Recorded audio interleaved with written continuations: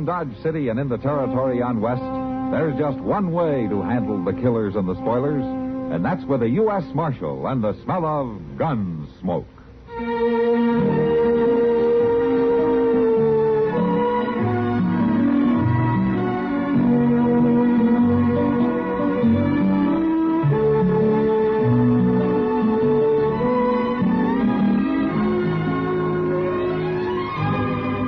Gunsmoke, starring William Conrad, the story of the violence that moved west with young America, and the story of a man who moved with it. I'm that man, Matt Dillon, United States Marshal. The first man they look for and the last they want to meet. It's a chancy job, and it makes a man watchful and a little lonely.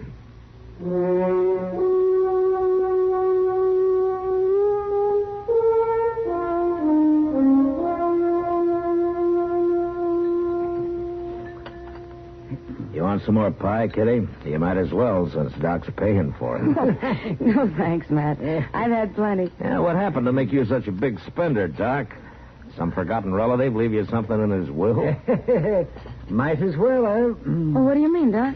Well, you remember that cowboy got himself shot up in a Long Branch brawl? Oh, that was a year or two ago? There's been more than one of them. Well, I know that, but Kitty might remember this. She helped stop the bleeding until I got there. Oh, I remember, Doc. You didn't even have enough money to buy a beer. And we figured he never would have. Well, what happened to him? Well, sir, I had a letter from him this morning. He's had some kind of a payoff in California. And he sent me a $20 gold piece to pay me for what he called my medical services. Oh, that's fine, Doc. I'm glad he made out. Yes, men like him don't often do it. And you don't often get paid either. Well, you never know in my business. Mr. Dillon. Mr. Dillon. Oh, it's Chester, Matt, at the door. Oh. And you too, Doc. Hurry up. He means that Doc... Excuse us. Sir, he's going back outside. Somebody must be hurt. Yeah, I didn't hear any shooting. Now, there are other ways to get hurt, Doc. Over here by the stage, Mr. Dillon. Oh. Yeah, that man has been hurt, Matt. That's a shotgun messenger, Doc. Somebody must have held up the stage then. Mike got shot, Mr. Dillon. He's hurt pretty bad. Let me take a look. What happened, Chester? Well, I don't know for sure. I seen the stage come in just now, and Mike was driving. Mike was driving? Yes, sir, so I knew something was wrong. Then I could see he is hurt, too. Yeah, but... Matt... Yeah, Doc. He's trying to say something. Make it fast, man. I got to get him up to my office. Mike, it's Marshal Dillon. What happened? Held up. Driver. Killed. Were there any passengers? No. Currency.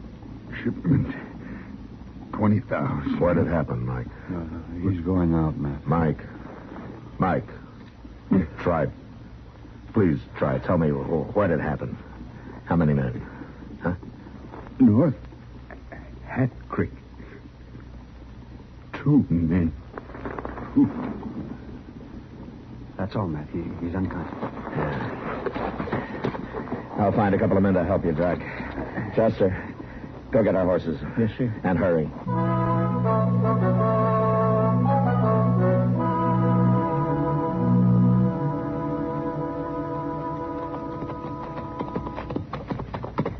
They went along here right now, Mr. Dillon. That cracked shoe shows up real plain. Yeah, they've been riding hard, too.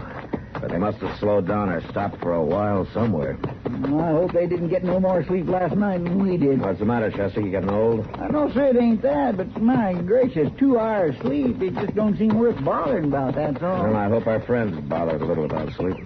Now, if I was carrying $20,000 in bills, I wouldn't never stop. Yeah? You'd have to be riding a pretty unusual horse, then. Well, yes, I guess you're right. But... Wait a minute. Looks like they did stop after all. What? They built a fire over there.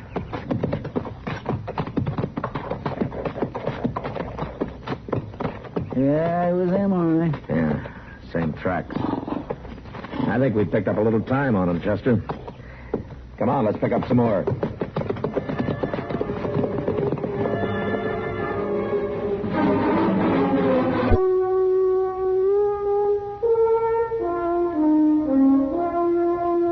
Town of Rome in New York York State back in 1817.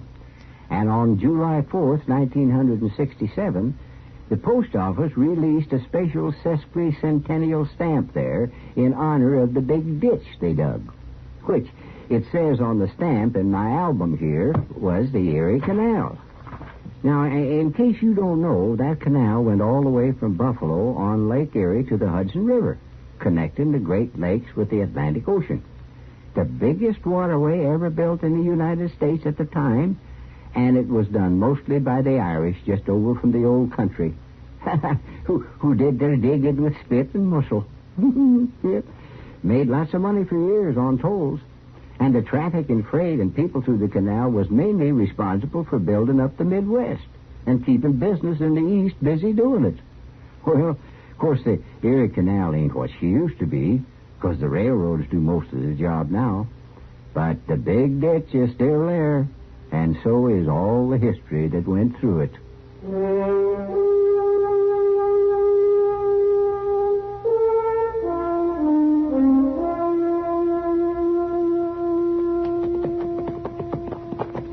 I swear, Mr. Dillon, them men riding like they'd stuck to the saddle.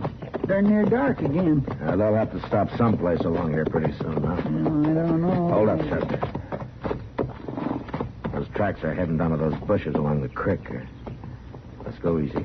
Yes, sir.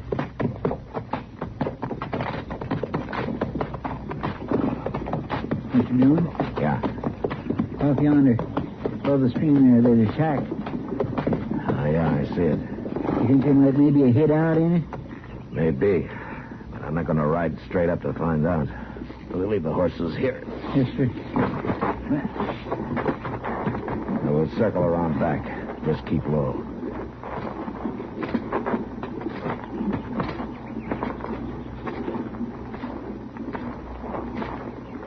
There's two horses tied up there. Uh-huh. Mr. Dillon, there they are. Yeah. All right, hold it, Joe. They're heading for the horses. You got him. Yeah, but the other one's getting away. He's out of range. Chester, you go bring the horses up. I'll see about the man I shot. Huh? Well, ain't you going after the other one? He's got a pretty good head start, and it's near dark. I'm not going after him blind. Morning's soon enough. Now go on.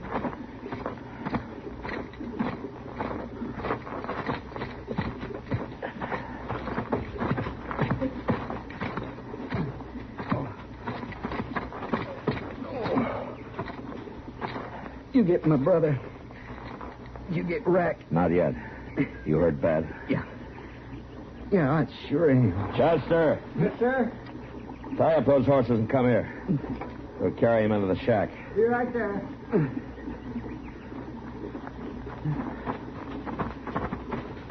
Mr. Dillon? Yeah. His fellow's horse. Well, what about him? Well, his legs broke. He must have stumbled when they was trying to get away. You reckon I better shoot him? All right, you can do it as soon as we get this man into the shack.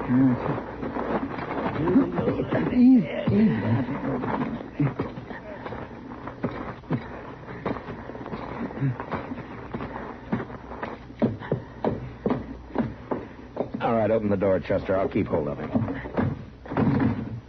My gate's locked. You suppose somebody lives in this forsaken place? Well, we'll find out. Go ahead and knock. Anybody in there? Open up! Anybody in there? There's no need for any more noise at my door. Just finished telling you men you can't stay in my house. You don't need that shotgun, ma'am. We don't mean any harm. I intend to defend my home, sir. No rough men are going to tramp around amongst my fine things. You open the door a little wider, ma'am, and you'll see we're not the same men. I don't open my home to any strangers. I'm Marshal Dillon from Dodge City, and we got a badly injured man here. A United States Marshal? That's right, ma'am. Well, then I guess I'll have to let you in. But I don't hold with your Yankee government. I want that clear. All right, ma'am. Fine. Come on, Chester. Now, you just show us where you want us to put him. He hurt bad. Yeah, bad enough. Well, I suppose even a rough man has a right to die in a bed. But mind you, be careful of my things. All right, ma'am. We'll mind.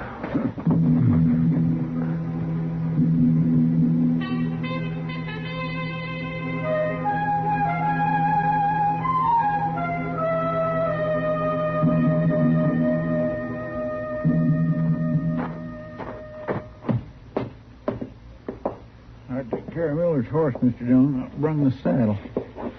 Ah, good.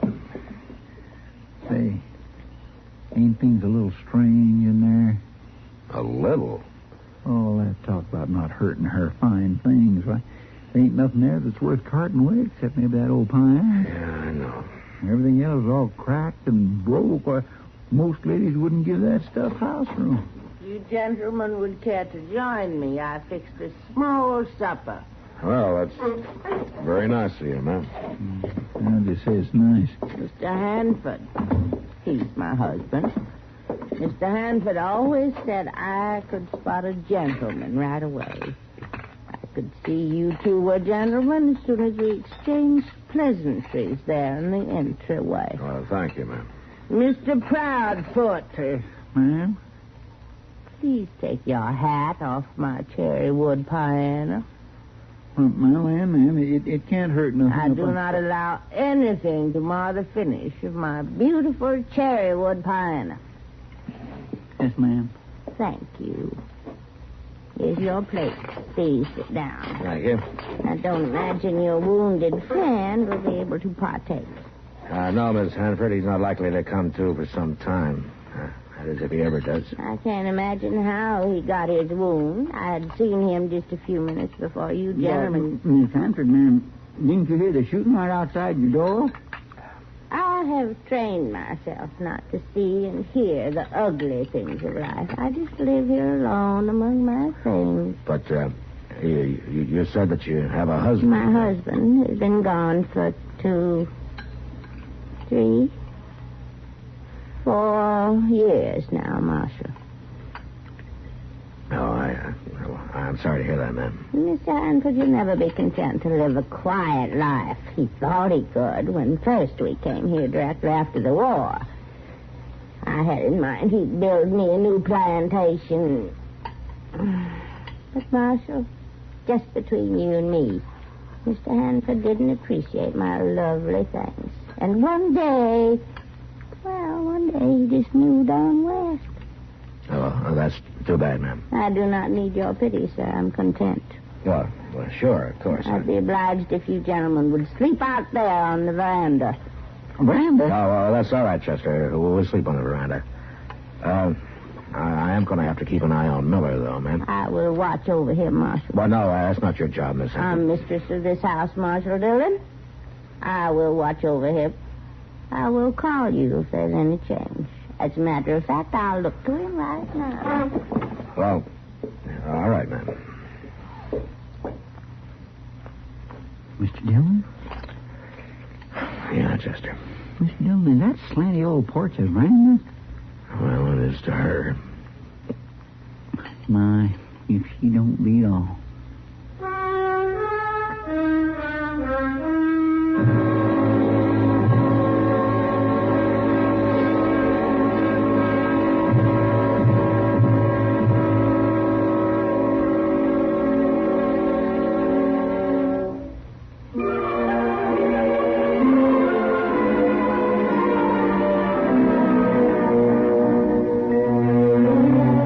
Hometowns in America have a lot in common, and yet they're each one of a kind.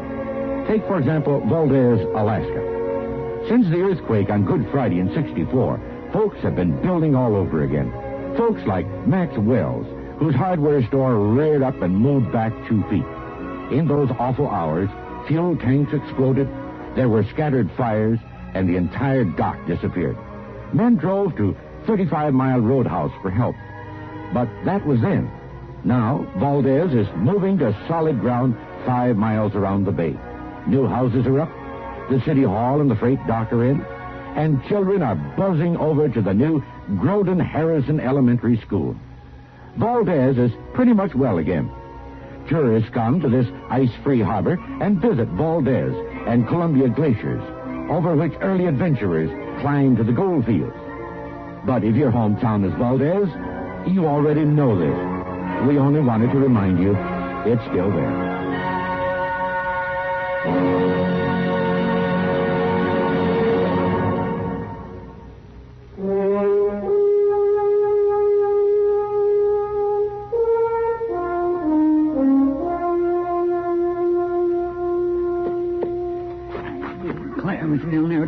dig a grave, the ground seemed harder than the last time. Our grave digging isn't supposed to be easy, Chester. It's too permanent. Funny how many men dies at daybreak, ain't it? I mean, when everything else is starting up and all. Well, I guess when you have to die, it's as good a time as any. Where do you reckon his brother is by now? Rack? I don't know. We're sure going to have a long ride to catch up with him. I sure ain't one to hurry up a man about his dying, but I sure would have been glad to have been shut of this place for now. What's the matter, Chester? Don't you enjoy Southern hospitality? Mr. Dillon, I have to walk around in that old shack on my tiptoes. She's after me every minute about not hurting her things. Gracious goodness, I couldn't hurt them old things if I tried. Well, we can be leaving soon now, Chester. We've done about all we can do. Get out. Dillon, in them bushes. Yeah, and my guns are in the house. Come on.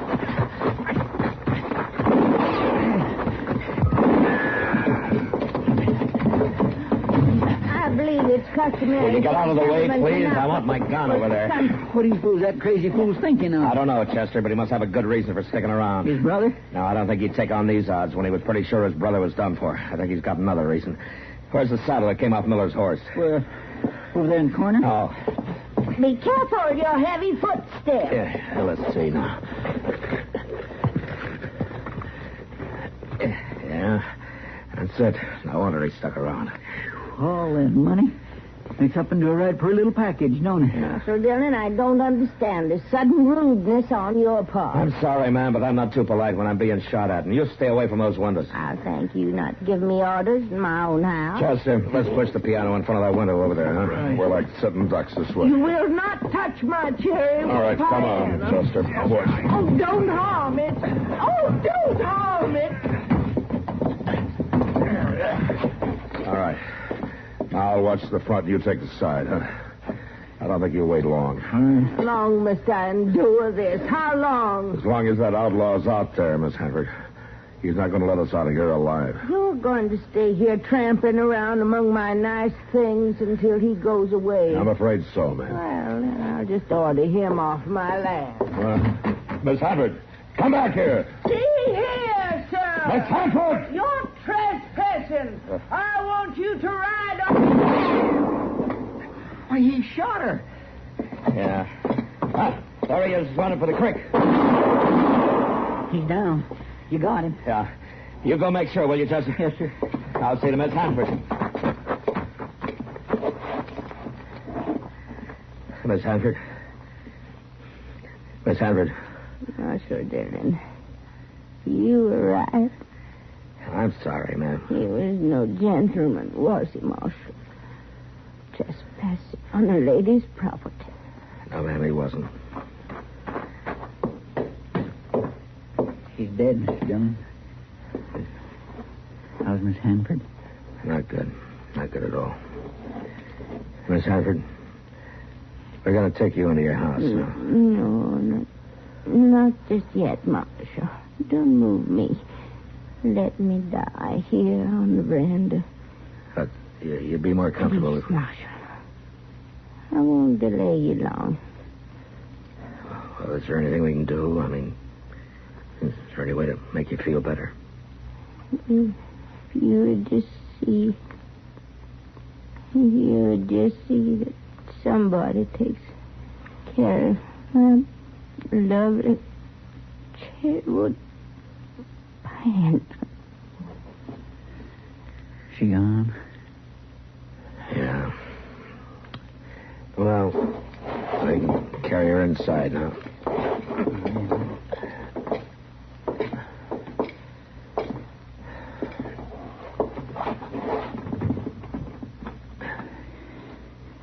Mr. Dillon? Yeah. She really believed Rack Miller would listen to her and go away, didn't she?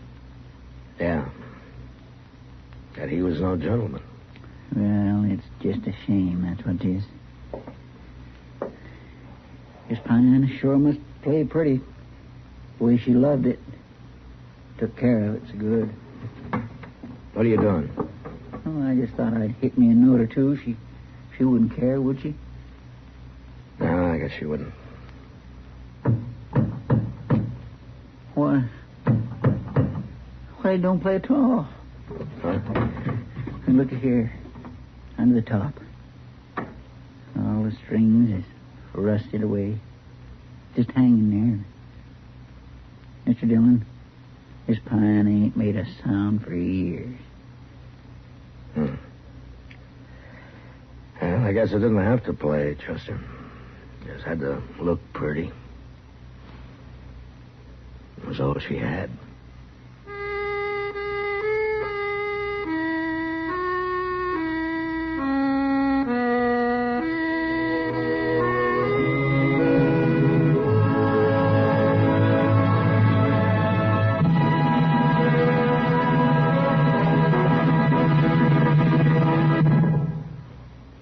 If you will bear with me, is a quote from a speech rendered by that old political character, Elijah Cuddlestone. Now, I mean to say, tell you that is, that this man is a radical, mind you. Why, talk about change. He's used enough platform planks, that is, in this campaign alone to build you a new courthouse. I say a new courthouse, and still have enough planks left over to construct a warehouse for all of his past mistakes. Well, Elijah was a bit outspoken, and that's how he used the word radical. Radical comes from radix, the Latin word for root. Actually, today, radical isn't much more than a term of abuse. Before the 18th century, radical essentially meant a person who wanted to get to the root of a matter. Toward the end of the 18th century, a group of English politicos became known as radical reformers, because they wanted to revamp the existing political setup. They became a hated crew because folks didn't like change, and radical became a term of low reproach.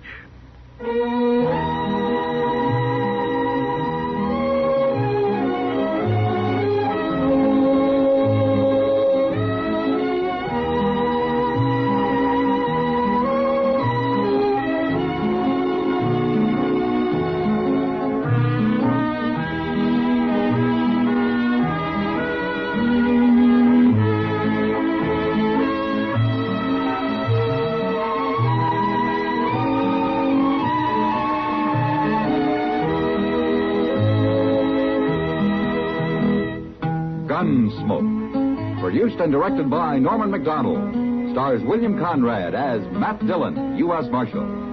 Featured in the cast were Parley Bear as Chester, Howard McNear as Doc, and Georgia Ellis as Kitty. Carrie, I love it. Specially transcribed story on Gunsmoke. This is the United States Armed Forces Radio and Television Service.